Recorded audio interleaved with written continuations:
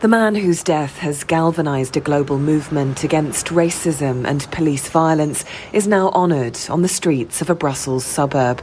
Belgian Congolese street artist Noveded created the memorial for George Floyd in just over a week. Painting George Floyd is painting a human being. So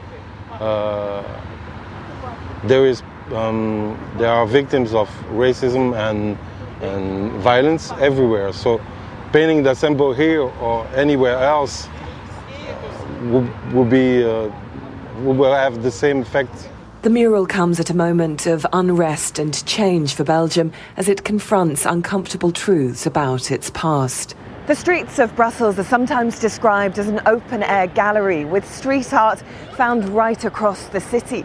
But sitting often right alongside is the memorialisation of Belgium's history, namely its brutal and controversial colonial king. Leopold II was the architect of Belgian colonialism in the Congo, responsible for the deaths of as many as 10 million people at the turn of the 20th century.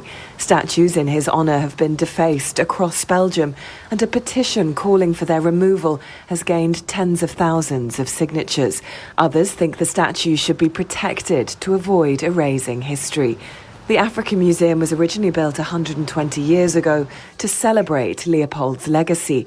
After a major refurbishment, it now works to deconstruct it. For many years we served the colonial propaganda of the Belgian government, and so our museum played a major role in the sort of dissemination of colonial messages and the dissemination of messages of white superiority over black cultures. And obviously we have to now reflect among ourselves, how can we do something about it more than ever? The difficult conversation about racism has simmered for decades here, but recent events have galvanised the movement. A Black Lives Matter protest in early June saw 10,000 people gather in Brussels outside the Palais de Justice, supporting the race protests in the US and demonstrating against police brutality closer to home.